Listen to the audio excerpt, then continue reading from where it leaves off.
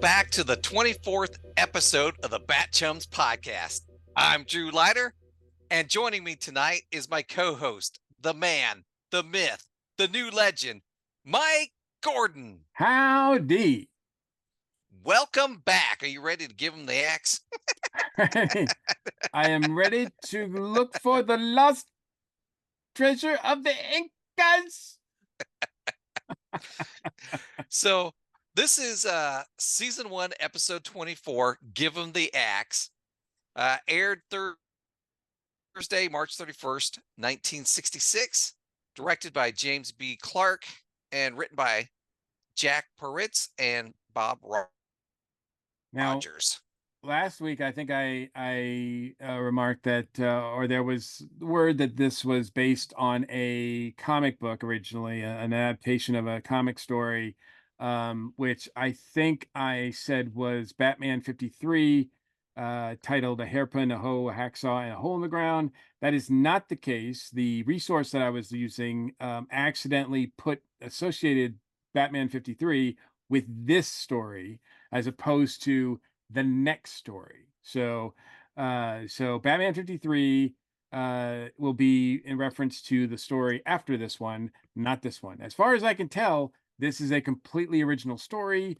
There's no point where I've found that the Riddler is looking for the lost treasure of the Incas. So this is unique and not actually based on a and we're seeing that less and less. I've noticed. Like, it started off, it seemed like a lot of the stories were based strictly on the source material, but now we've run across more and more where they seem to be original. Which is fine. I mean, I love the Riddler in the last episode. So animated. That's the word I was looking for. He was so Absolutely. animated in it. Yeah. So, yeah. All right. So when we last Batman and Robin are in a fix. Yes. So when we if I could speak, when we last left the dynamic duo, Riddler had strung them up on a chain that was connected to a remote control enormous candle dipper. And Riddler orders them to be slowly lowered in so they can be turned into human candles. So, will the dynamic duo be turned into human candles? Let's ask Magic Batman. And hopefully he is much faster than the Riddler's sort of slow dipper. slow dipper. All right, Magic Batman. Will the dynamic duo be turned into human candles? Yes, sir, Commissioner. Goodness gracious. Goodness gracious. Well, I'm sure you can buy dynamic duo candles somewhere out there. So he's probably right. You're right. Maybe he's not probably for this right. particular story, but I bet somewhere you can buy candles that are shaped like the Cape Crusaders. Yes, and I bet they could go on birthday cake. I bet they can. Yes, absolutely. Oh, man. That reminds me of one of my favorite covers. Sorry, going off on a tangent here, but one of my favorite covers of I think it's Detective Comics. I have to look it up. I can't remember the name of I can't remember the name of the one, but it's this great cover. It's the Joker's birthday. There's a cake in the shape of his face. And there's these huge candles, like man-sized candles, and they're that's strapped to each candle. One is Batman, one is Robin, one is Commissioner Gordon, and I don't remember who the fourth one is, but he's got, and the candles are lit, and they're like the heroes look like they're in agony, and it's just a beautiful cover. And I'm like, man, that would have been amazing if they had done an episode like that where they are all trapped like that. I don't know if Commissioner Gordon's ever been part of a cliffhanger. I guess we'll find out. But yeah, I love that cover. So you just remind me of that. And this reminded me of that too. Yeah, I think I do believe I've seen that cover before. So it's gorgeous. It's gorgeous. Yeah. The Riddler is very excited to watch Batman and Robin be turned into human candles, but Moss starts to complain about the fumes. She suggests they watch Batman and Robin die on the candlescope. Riddler agrees as the fumes start to get to him too. After Riddler and his cronies leave, Batman spots a barrel of chemicals used for treating candle wicks that is highly explosive when exposed to heat. Using the reflective buckle on his utility belt, Batman aims sunlight at the barrel. It explodes. Through his candlescope, Riddler checks out the aftermath of the explosion. Riddler sees Batman and Robin lying on the floor, dead. Riddler calls Commissioner Gordon to give him the good news. Commissioner Gordon tells Riddler if he's killed Batman and Robin, he'll hunt him down to the ends of the earth. Riddler leaves Commissioner Gordon with a riddle. What Yeah, has and so four for legs? some reason, the Riddler's not really afraid of that. Like he's not really intimidated by that threat. Yeah. What has four what has four legs, runs day and night, but never gets away? Batman and Robin wake up. Robin states it's a miracle that they were blown free of that explosion. Batman states they should be thankful his calculations were correct. Robin states he doesn't know how he does it. And neither do we, the audience. Yeah, that's true. A lot of these are pretty lame. By the way, I just want to take a pause for a second so that because I know we might get people who are listening to us or watching us and saying, "Dummy, dumb." That's that. I know exactly the issue you're talking about. The cover that I was talking about with Batman on and Robin and Commissioner Gordon, and it's Alfred. He's the fourth one that is on the Joker's birthday cake. Is actually the cover for Batman number 321.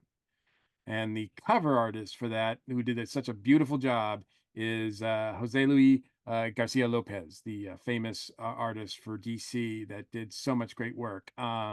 Who's actually going to be at, or depending on when you listen to this, was actually at Heroes in Charlotte this year. So, and I've met him before. A really nice guy, and it's a great cover. I might have to bring that cover to see if he'll sign it because it is one of my favorites. Anyway, sorry, I just wanted to put that out there because I looked it up. That's awesome. And if you do get it signed, you'll have to show us on the show here. Absolutely. Absolutely. Batman calls Commissioner Gordon, who is thankful that Batman is still alive. Commissioner Gordon gives Batman the riddle that leads the dynamic duo to the famous Lion's Fountain in front of the Gotham Museum. When Batman and Robin arrive at the museum, the doors are locked. It is closed. There's a small window open, but it's too small for Batman. Robin climbs through it alone. Inside, Robin runs into Riddler's henchman and gets captured. Robin tells Riddler that Batman is dead. Riddler puts him on the rack. Not being able to reach Robin, Batman decides he's going in. Batman drives to the back of the museum and activates the Batmobile's Bat Ram. Batman rams through the museum's loading doors. Why didn't they just go in that way in the first place? Well, that's damage. That's damage to the building. So, I guess that's true. he's trying. Now, why he doesn't just go up to the front door and pick the lock? I don't know. But like we did see that the Bat Ram was part of the Batmobile in a brief shot in the first part of this episode. So we in the story, like the episode before, so we kind of knew that was going to play out. And I think this is the only time, I could be wrong, but I think it's the only time that the Bat Ram is ever used. I didn't remember it, so I don't remember these two episodes either. So this is the first time I'm seeing them.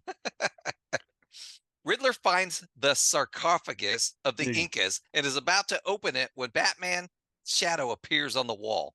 Riddler turns around, surprised to find Batman still alive. A fight ensues. I want to stop here real quick because we've seen Batman do that shadow thing before. Yes. Which is, kind of cool. It's always cool when they do it in the comics. It's a little more cheesier on the show, but just a little bit. We've seen it twice. We've seen it twice now, and I don't ever recall seeing it on the show before. So it's kind of cool to see them trying to enact it in the show. Yeah, I think we've seen it actually a couple more times. I mean, there's one time, I think a couple of episodes ago where he and Robin are doing it, with to try to scare the guy during the interrogation, and that just looks ridiculous. Um, but but he does it here. He also does it. I think he and Robin do it in front of the Joker, with the school when they're in school, like it's the second part of the school episode Oh to reveal yeah. themselves. So Yep.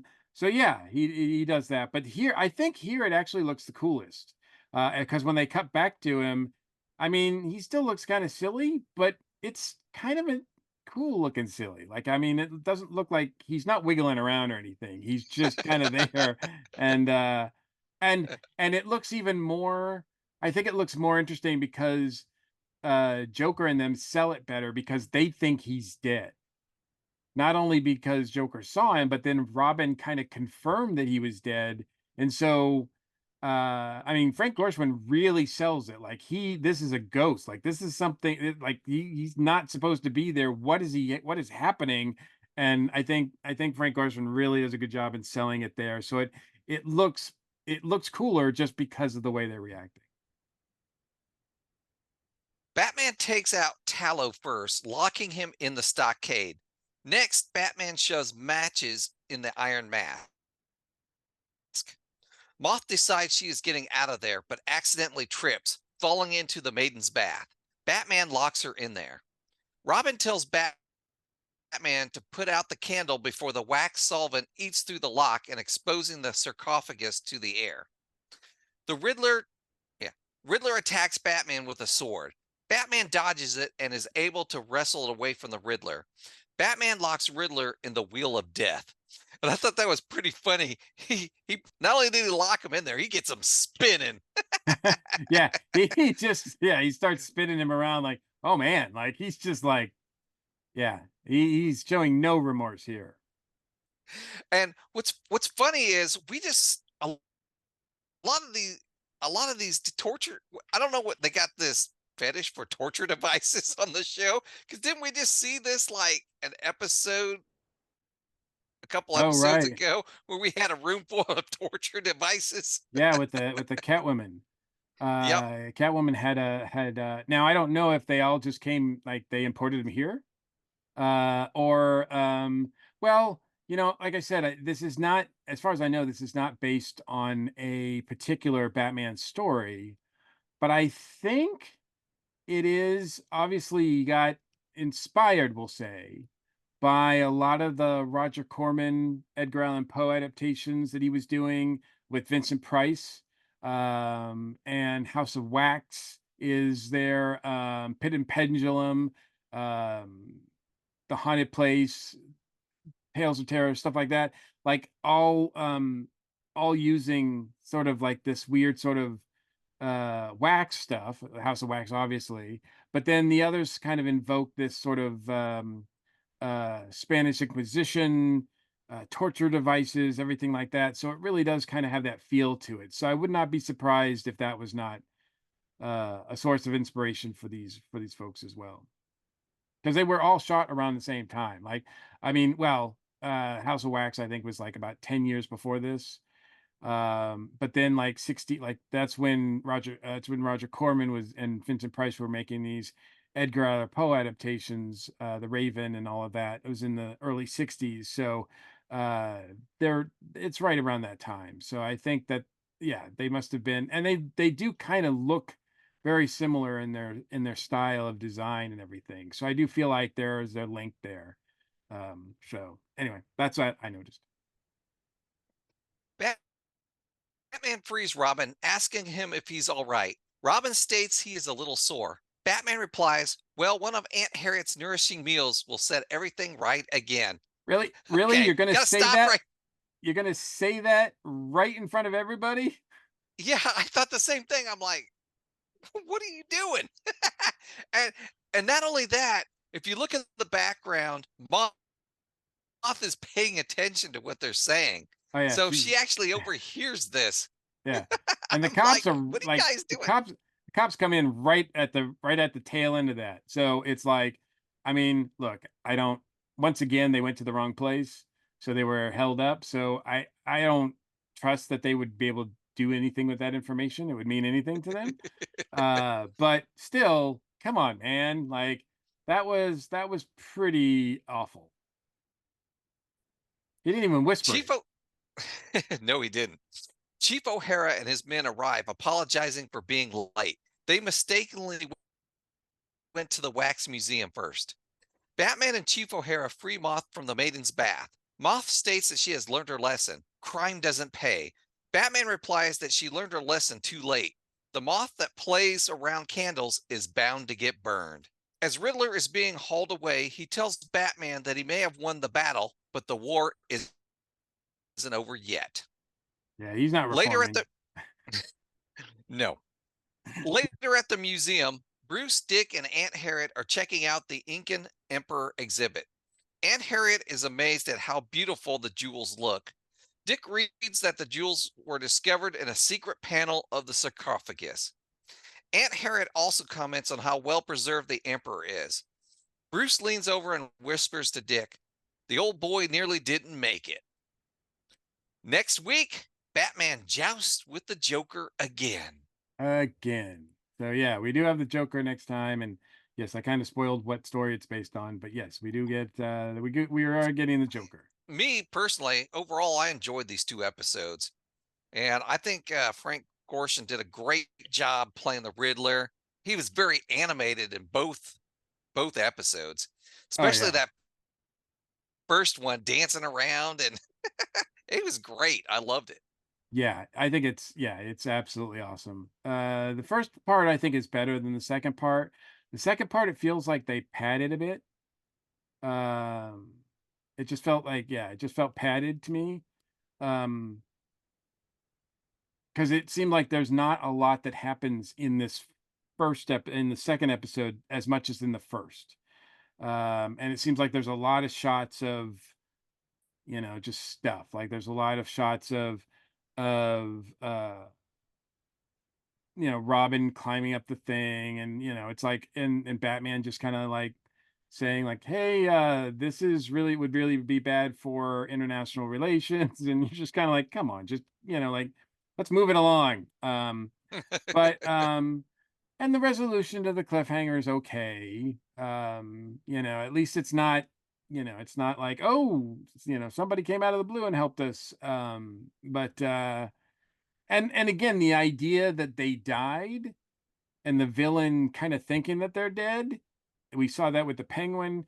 That's kind of like a cool thing that you get to see the way the villains react and all of that. Uh, so I think it's a good story. I don't know if it's the best. It's not the best Riddler story.